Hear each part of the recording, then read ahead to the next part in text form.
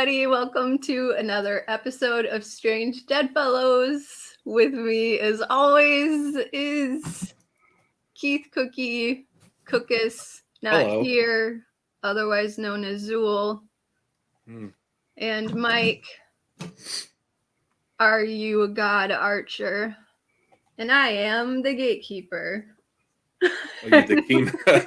I am the gatekeeper. The gatekeeper. And we all happen to see a very badass movie this weekend. And we think a lot of you have seen it as well. Ghostbusters Afterlife. Oh. What? Is that? Oh. Yeah. Did you see it? No, they were. No? They were redoing the. I thought the deal was they were re-releasing 10 ways, whatever, lose a guy in 10 days, and I went and saw that because I thought that's what you. Oh no, you saw the wrong thing, man. You missed it. Well, she fell in love with him. Fuck. Well, that's disappointing. Yeah. Well, anyway, what was the other movie? Ghostbusters Afterlife. Oh, I saw that one too. Yeah. Oh, you did? Okay, good. Yeah, that was good. I enjoyed it. Yeah, that was great. It was good. We all loved it. Did you guys see any grown adults wearing like the gear? Because I had like 7 in our age like range that were head to toe, proton packs, everything. Really? Yeah, like middle aged. People aren't fun like that here. But also when we got there a little late, so the previews were starting, so I couldn't really see people. There was a good amount in our theater. Wasn't like Mike when he showed us. I still did it. It was 5 total. 5 people in an IMAX theater. Yeah, he had like, what did they call it? A 4D screen? 2D, well, immersive video screen. Oh, okay, yeah. So the screen is projected also on the walls during key moments. Yeah. And I walked in there and nobody was there. I'm like, okay. And then finally, 5 minutes before it started, or at least the previews, the half an hour of wasted previews. Oh, I know. Yeah, there were 25 minutes. Yeah. Yeah. People finally started walking in. Yeah. Yeah. But it was worth it. Definitely worth it. Awesome movie. And so we thought we would go over the history of how this movie actually came to be. I didn't know it was as complicated as it was until Keith had informed me. So we thought we would go over some of that stuff with you guys, because not sure if everyone's that aware of it. I wasn't. I don't know. I can tell you this before you get into it. That was just as painful for us as it was for the people going through it. I waited so long for this movie. Oh, I know so many other people did. And just looking at the timeline for it. Yeah. It's what, 24 years? Yeah, they started planning it during the second movie. God. Yeah. So it's been a while. Yeah. A little bit. It's been a while. It's been a minute. All right. So the original working title for the third Ghostbusters film was Ghostbusters Hellbent. And the plans for that film began during the filming of the second movie. But Harold Ramis was unsure about it because of the guys' ages and being able to get them all back together. And Bill Murray wasn't interested in doing a third film. For a long time. Right. Yeah. So with that in mind, Aykroyd, he was writing the script. He wrote a story set in the early 21st century with the team now retired, coming together one more time to battle a poltergeist plague, which sounds pretty cool. Yeah. Fortunately. That would have been rad. Yeah. And it would have initially been with we would see Egon and Ray attempting to continue the business after Peter left, since Bill Murray didn't want to do a third film and stuff. Yeah. By continuing the story of the original team, a lot of people felt that really would have been the proper third film. Yeah. But as we all know, that's not how it happened. So years later, in 2013, Paul Feig was approached by Sony to write a brand new script.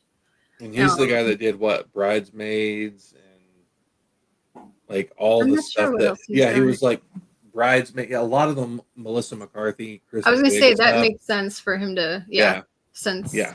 Yeah. And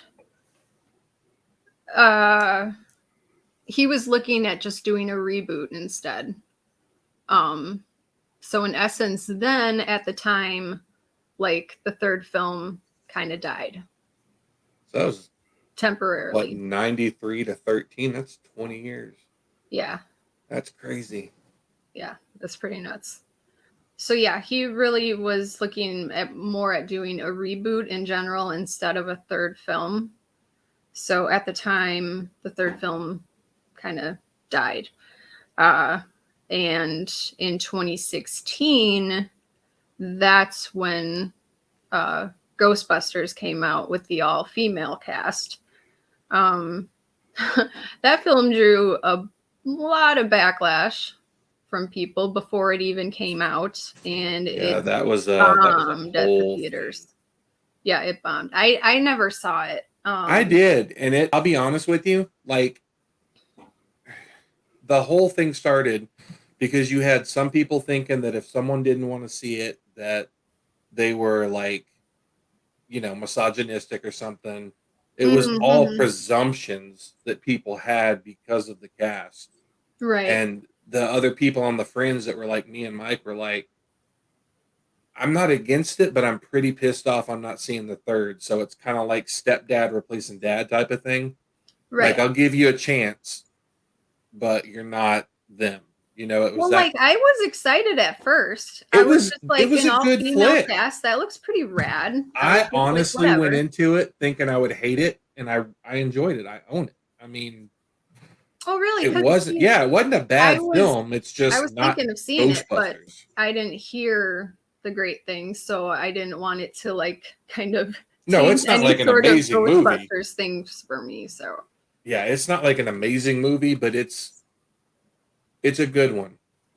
Yeah, I'd put it on par with part 2, I would think. Kind of like that type of, wasn't great, but it was still a story that we love, and it was done well.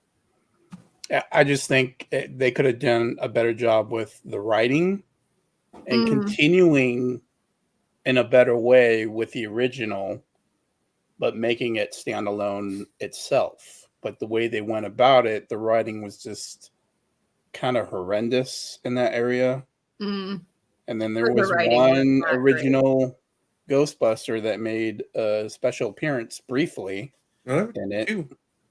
Was it 2? I thought it was only 1. Bill Murray was the doctor, scientist, whatever guy. Oh, that's right. Aykroyd was driving the cab. Oh, no. And Winston was in it, too. Because that's her uncle that owned the funeral home that she stole the hearse from. Oh, okay. I forgot all about that. They had cameos in it. I didn't know that. Yeah. Just poorly written to me. Yeah. Truth be told, had it not been for Chris Hemsworth, had an awesome performance in that movie. And then Leslie Jones did really well, but Kate McKinnon just carried that movie, and she barely spoke. She's hysterical. She cannot fail. She had maybe a third of the lines as everyone else. Yeah. But when they came out, they were.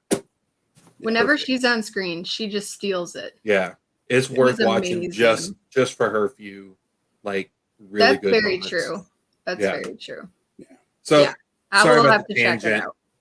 sorry about the tangent, but It's all right. It's all right. that's one of It's all those part things of this when, stuff.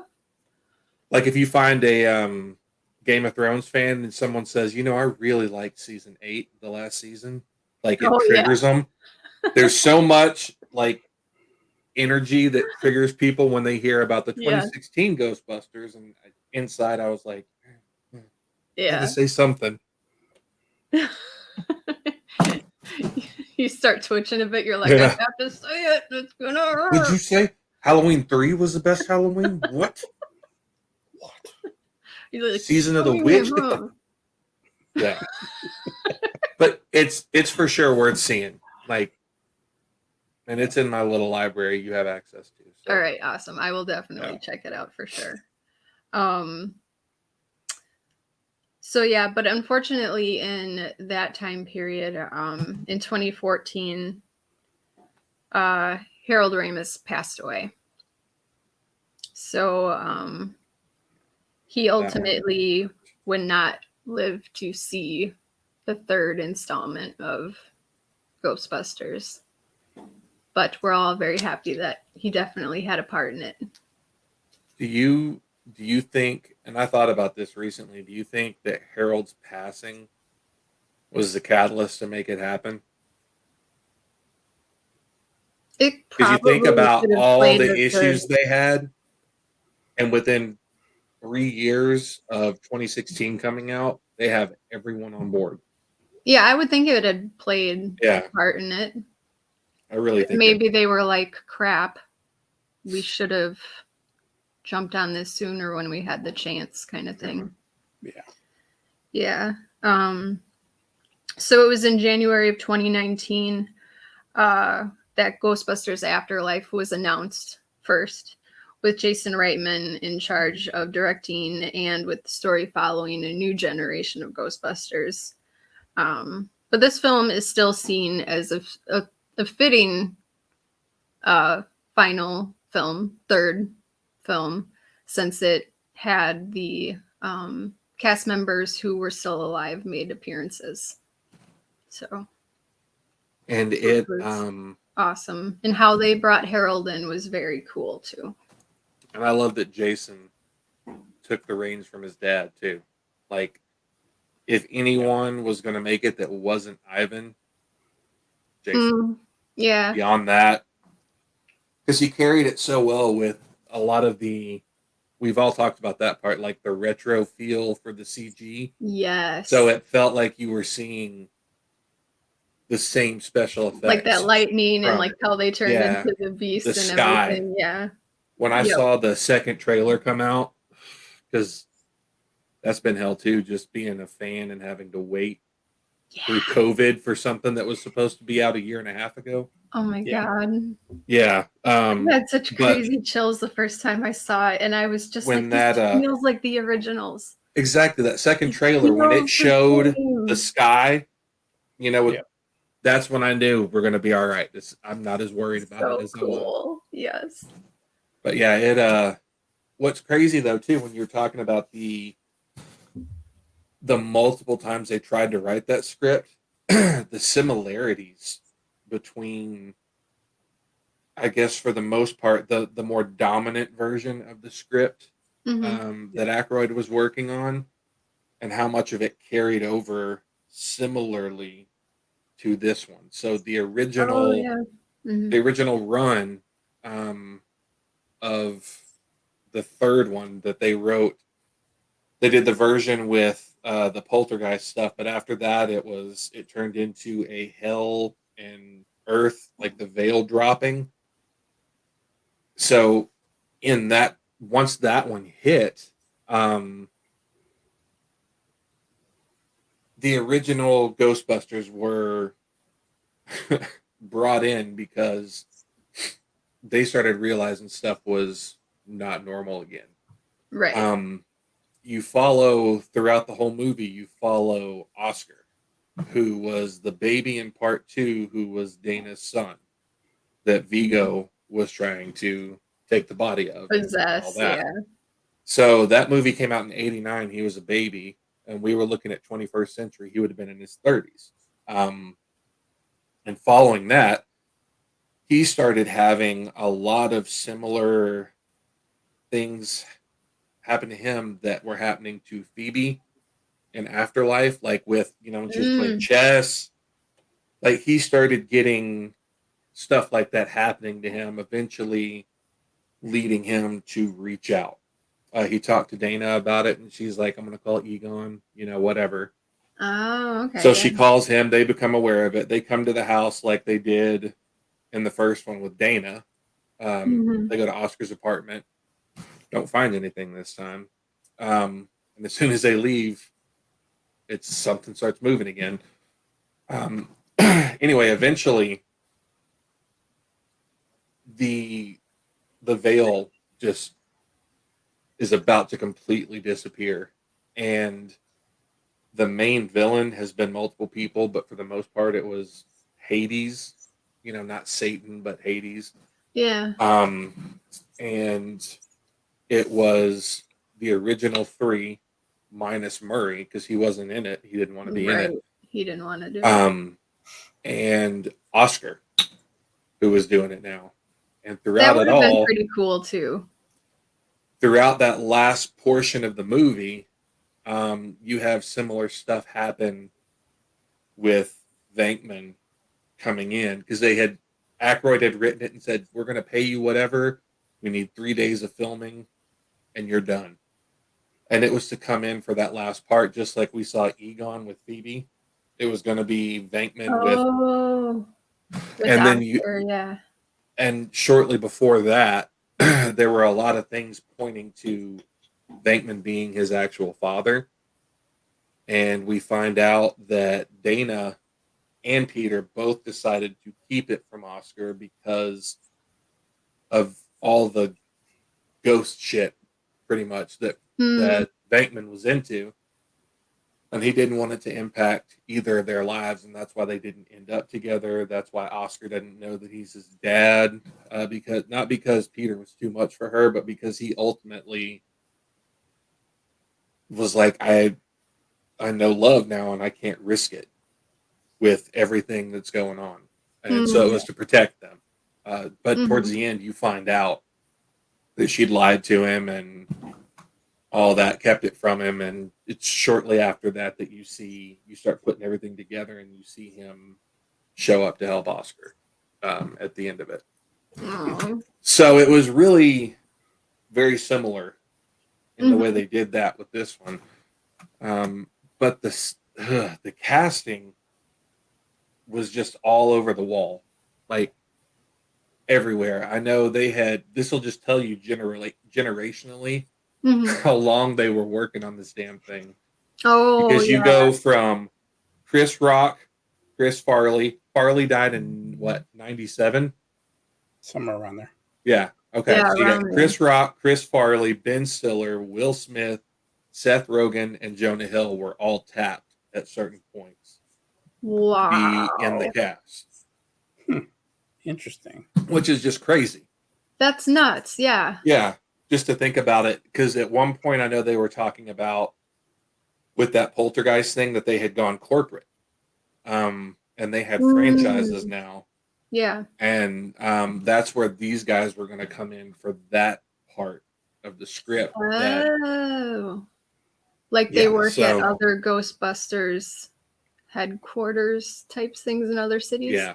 Like Ghostbusters West Coast, or yeah, kind of not so much like a Dunkin' Donuts level, but like maybe an In-N-Out.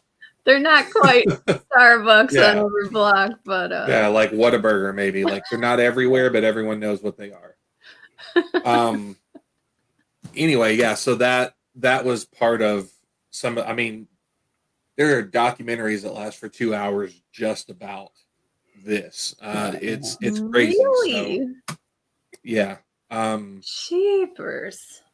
The cool thing, though, I will say this, just reminiscing about that, because you go from a young kid into like your mid 30s, and you're like, where's my damn movie? People are like, something, it's, but, exactly. So you're single, you have a bunch of cats, and you have literally a vanity plate that says Ecto 1. Cool, bro. Catch you later. Cool story, bro. Yeah, things were going really well for me for most of my life. I think the part in like reminiscing with all of it though, and I think one of the reasons that the new Ghostbusters, like the 2016 remake, whatever, that it didn't have the feel that it could have, was the special effects. Yeah, and they were great special effects. I mean, they really were. But compare it to what we were talking about, right? like a You want big that part of this. nostalgia feeling. Yeah, and a big part of this movie is playing on that nostalgia. Like, this is not one of those movies that's going to be a blockbuster because I've never seen anything like it. It's because you have a generation of like 25 to 55-year-olds that are rushing to the theater to see this.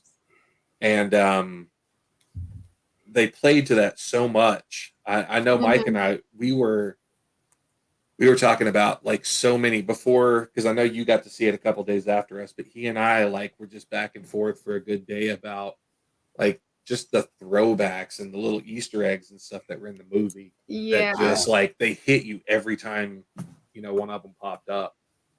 It just, yeah.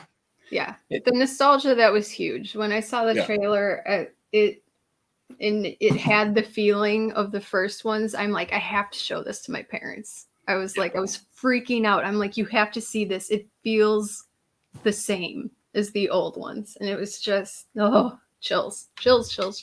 Yeah. Yeah. And, speaking of like the throwbacks, I mean, whether throwbacks or even Easter eggs, it was just, it was amazing how they incorporated it into this movie. Like it wasn't just there to be there. Yeah. And it flowed and makes sense. And, as soon as the movie went on and the screen was black and you start hearing that piano, it's like, I sent you guys that voice message, didn't I, at the very beginning of it? I think so, right? Yeah. I was like, I'm not going to take a video, but hearing this is all they need to know. Yeah. And it gave me chills. And I'm like, oh, here we go. Let me kind of pay attention, even though I just want to enjoy it, but I'll kind of pay attention, see if there's things along the way. Mm-hmm. You just immediately though, you go, yes, exactly. I started like when it started and the music started. I was sitting there and I was going like this. I was literally like clapping. The only thing I can compare it to is like the generation after us, the younger behind us, whatever. Like when you hear that Avengers theme, like you know what I mean? That's another one that just gets you like, I think that's going to be like theirs. Shit, it is on. Yeah. Yep. I would even put it up as close to, I start hearing that Superman theme. And it just, I'm like, man, here we go. It just brings out the emotions. And you're like, I was thinking Star Wars, like when you hear that music for Star Wars. Very true. Oh. But here's the thing. We can all dun, dun, dun, dun, dun, dun, dun, we can all do that. Yeah. To Ghostbusters. Ding, ding, ding, ding, ding, ding. Well, that's like there's see exactly, but we know it. That's what's crazy about it. There's not enough. It's so sparse and random. Yeah. But the way it's all recorded and the key it's in and everything triggers us to go, it's that. Yeah. Whereas if someone played that on like a guitar, you'd be like, is that broken? What are you doing? Put it away. Do you even know how to play, dude? What's high score mean? Yeah. And it took me back to Peter. I think it was their first ghost hunt in Ghostbusters 1. Mm-hmm. And there's the piano. And he just opens it up and he's like, they really hate this or something like that. I'm like, man, that's what I was waiting for. But it was just, I loved it. It was just great. I will admit, we'll talk some more about the Easter eggs, but the very first one, how they brought Egon into the beginning and into the Mhm. end. Mhm. And so in the beginning, everyone's like, who is this? And then you start catching on who it is. Right. And it's like, man, that was Egon, And then I'm thinking, okay, well, that's it. That was their thing to do, to put him in the movie and To then honor him, kind of to thing. honor him. Yeah. So I wasn't expecting the end part, but we'll get to that. Yeah. But there was little things along the way, whether it was like before Peter giving Egon that crunch bar, and then when what was her name in the movie? He did that after the library, didn't he? I think it was He after was the like, library. You've earned After, it. You've earned like, this. Yeah, you earned it. Yeah. And then the little Oh, girl, is it Phoebe? Now I'm forgetting Phoebe. her name. Yeah, Okay, Phoebe. yeah. She found it in the pocket, yeah. With no sense of humor, which I loved her sense of humor. I know. I loved her too. Oh my And the god. one guy behind me, about 6 rows up, he was started laughing. Yeah. I Okay. laughed. Yeah, I laughed too. Like, she's so The cute. hamster and the cigarette. That one Yes. got me. Yeah. Yes. Same. I was like, that is so twisted. And them being in the car, driving the old Ecto one, and open up the glove compartment, finding an old Twinkie in there. Which, don't Twinkies last like 20 or 50 years or something? Yeah. Like that? Yeah. Like they could have eaten it. But yeah. I wouldn't, but yeah. That goes back to another movie too. But anyway,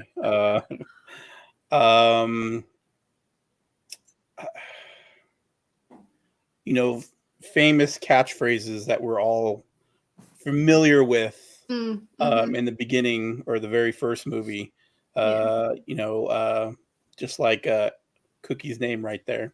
There is no Dana, there's only Zool. And in this one was, there is no mom, there's only Zool. Yeah. It was just like a little tribute kind of going back to that. And when that started happening, it just made me think, so it's the same person, the same evil coming back somehow, one way or another. So I was expecting it, but not expecting it. But my heart was like, please, kind of thing. Yeah. Like the nostalgia. You have that general idea, but you don't know how it's going to happen. And that's when you're like, yeah. And then my probably ultimate favorite part. Obviously, we have the cameos of the 3 remaining Ghostbusters originals. Yeah. And Zool's there, and she goes, "Are you a god?" And everyone turns, and they all look at Ray like, "You should know this." And he's just like, so funny. Deer in the headlights again, like, oh my god. In all fairness, Venkman made him go out and talk again, and they knew how it ended last time. Yeah, that's true. Like, go get her, Ray. That one just happened again. Yeah. It's like, really? Here we go again. And they jumped on him like, Ray, someone asked you. Oh, Winston got his ass. Yeah. Yes. It was just hilarious. Yes. And just similar thing in the beginning, Ghostbusters 1, how Dana was haunted in her house and she got pushed in the chair, and then the hands came up from the chair and grabbed her. Same thing with Egon at the beginning of the movie. Kind of sad that that's the way he died. I guess I'm assuming that maybe he had a heart attack at that point. Yeah, that's what they said. Yeah, that's what they said was heart attack. Yeah. And there's just other things along the way, and then of course the most emotional, at least for me, I don't know about you guys, but Keith saw the movie first and he's like, all I'm gonna say is hand. So I'm like, what the hell is hand? What is he talking about? Oh, and so all of a sudden, they're fighting. I was irritated about that. That's still a spoiler to me. Because I knew. So it ruined it. I said hand. Yeah, you said hand, and that was all I needed. Really? Yep. I didn't expect that. Seeing the girl standing there and struggling, I was like, okay, I already know what's happening. Well, you might have picked up on it at that point, but the minute I said it, there's no way that you were like, that's what it was. Oh, not the second you said it, but when the film was going, I'm like, I knew when it was gonna. So it wasn't as exciting for me. I don't know. Yeah, and to see, them using the proton packs. Yeah. You said, and you see that hand come up and reach over and hold on to it. Mm-hmm. And then it was fitting that the remaining Ghostbusters, God, I can't even talk, one by one, Winston and then Venkman and Ray all kind of look like, is that, and like, oh, all right. I personally would have loved if they would have gotten old soundtracks and somehow digitally got certain words to create like a database for him to actually talk. But I'm more than comfortable with the way they did it to where there was no words from him. Just I think smiles. It was perfect with no words. Liked it that he didn't smiles and nods. I love that. I thought that was just awesome. And then, of course, you had the ending scenes. Oh my gosh, when his daughter hugged him. Yeah, and that was slowly. Oh my God. Yeah, she saw him, and then it's kind of like almost 3 times. Well, also that's what I was going to get at, like knowing the situation that he put himself in to be the crazy guy in town, to leave his family, to make his friends think that he betrayed them, all to try and keep everyone safe. And then in real life, we know he's gone too. Yeah, exactly. And you see that ghost version of him, knowing like all those different. That's when I was just like, it just hits you. Yeah, right in the feels. Because the people that followed like how much that movie meant to him and how hard they tried to get it released, that whole story on top of what you're seeing, it just it got me. I'm gonna cry again. I can't. It got me. Yeah. Then you had some, some good little mid-credit scenes and ending scenes. One that I thought was fitting is like, the Ecto one on the Brooklyn Bridge? On the bridge, yeah. That's when they put the For Harold up, didn't it? Yeah, I think so. Yeah. Yeah.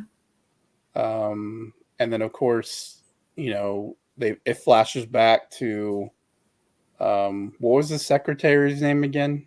Janine. Yeah. Yep. I love her accent. Oh, she's so great.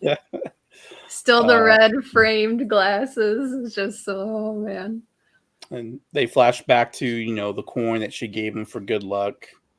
And then fast forward to present day, and she's holding it in her hand, and meets up with Winston, who's now like this billionaire corporation guy. And I thought it was fitting that, the end was him back in the original firehouse. And then Ecto 1 comes rolling in and he touches it. Which was kind of weird, though. I guess the only weird thing was when Phoebe called that number and spoke to Ray. Ray said that the original house turned into a Starbucks. But obviously it wasn't. It was all run down and dirty and dusty. Yeah. He was just saying that because he'd heard it and didn't verify anything. I mean, it was one of those long, I'm mad at you, whatevers. He didn't check back in, really. Yeah. Well, then that's why his bills were being paid. So maybe he closed himself off from the rest of the world, probably. So he didn't know. And really, the only contact was just he knew Winston was paying his bills. Yeah, and that's what's crazy to me is that Winston was doing that, and he was obviously keeping Ray's occult store open for him as long as he did. So he was just bankrolling everybody. Yeah. So deep down, saving up to like get it going again. Yeah, I feel like he's the one that still kept it close. Yeah. yeah. Yeah. Yeah. And I think if they maybe leaves the door open for another one. Oh, That's what I've read. absolutely. Yeah. That article I sent you guys, Yeah. the fact that it did, I mean, numbers wise, as far as like the money goes compared to when things are normal, Yeah. Mhm. but it exceeded the studio's expectations for opening weekend by like 20 million. Yeah. Oh, So that okay. right there Yeah. says, cool, sequel, done. And in that same firehouse, it pans down to the containment chamber down in the basement, and it starts beeping And the red. red light. Yeah. So makes you wonder, is it gonna explode? All How the crazy things that would are in that there. be? I know. That'd I'm be like, crazy. New York Think City's about gonna all blow the up again. throwbacks you'd have in that movie. Oh my Yeah. gosh. God, if they being, give me Vigo. Man, even like Ooh. people, Give me my dude. music. He scared the crap Oh out my of me as a gosh, kid. Vigo. Oh, he did? Whenever he came on the screen, I had to hide behind my grandma's chair. From Vigo? Yes. Now is Oh a my season Scared of the crap evil. out of me. His face and his eyes. I'm like, that dude. Ugh. Just like, no. I could see it when he was getting hurt and his face is all changing. And Yeah, and then Ray turned Oh. into him. yeah. Ooh. Oh my god, that was And when his Ow. face was like mixing with the baby, Yeah. like with Oscar's face, I was Yeah. like, no. I loved it. I Oh my loved it. God. Ugh. And when he's talking to Dana, and he's like, give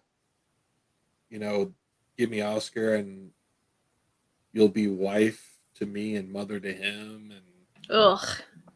No. a yeah, little creepy. But it was great. I loved it. I loved the Easter eggs. I loved Mhm. incorporating stuff from the first movie into this one, and a little bit of the second. But Right. mainly the first. minor parts from like. Minor, yeah. Yeah. What'd you guys think while we're talking about this stuff? I'm always meh when a new character is like, when I feel like it's being forced down our throats. Yeah. How did you guys feel about Muncher? I liked him. Instead of Slimer? Yeah, I didn't think I would like him, but I liked him. I liked him. I didn't have a problem with him. Yeah. I just that whole concept of bringing in, another character to make it work. Yeah. Like someone had Like, that I would have idea. thought it. If they would have made it be Slimer, I would have thought It would have been worse. screwed up. Yeah. Yeah. I think that's why I felt like I did about it. Yeah, it was fitting that it was something different. Yeah, and I loved sort it. of similar looking. Yeah. And I loved it, Hello when and Phoebe and her friend went to that factory. Yeah. They heard something, and then when they finally got caught, he like took a chunk of metal and then he spit it out like rapid Like fire. bullets. Yeah. Yes. I love that. I was like, holy shit. It was a great one. Yeah. I thought it was great. And she was so cute how she's just like the chaos calms her down kind of thing. Yes. Oh yeah, she stole. I mean, she Oh my God. hands she was down. so good. So good. And Paul Rudd was a really good compliment to the movie too. Oh my God. He was perfect for like that. I When his love hair's just, Paul like, Rudd. He gets typecast so much to play the hilarious. same role, but Yeah. it wasn't like Turbo Paul Rudd, which Right. it was still him. You know what I mean? But it wasn't like Yeah. Paul Rudd. Yeah. Level 10. It was just right. It was just right. And enough. the chemistry he Comedic had with overture. Phoebe was perfect. Yes. Yeah. When they started talking Perfect. about volcanoes and Yeah, earthquakes and all that, and I was just like, oh, this is so great. I loved it. Yeah. Yeah. Oh, so great. good. Well, thank you, everybody. I hope you enjoyed this episode as we talked and reminisced about the original Ghostbusters movie and now Ghostbusters Afterlife. It's a great movie. Great, awesome movie. We all recommend that everyone go and see it. Bring some tissues. Yes. Yes. If you're a big fan like us, bring some tissues. I was prepared. Even if you've never seen a Ghostbusters movie, you'll enjoy this one. Yeah. Yeah. Yes, absolutely. Yeah. So on the next episode will be my personal paranormal journey, followed by Keith. And then we're going to take a little bit of a Christmas break to enjoy time with family and friends and just chillax and, have a good rest of 2021. And then we'll be back in 2022. And maybe with some special guests. Yeah, we might have a little something, some guests lined up. Maybe. Cats and dogs living together. Mass hysteria. Mass hysteria. And if you didn't get that reference, well, you're out of luck. All You right. shouldn't have watched this episode. Yes. So from Lindsay, Keith, and myself, we'll catch you next time. Bye. Bye, guys. Bye.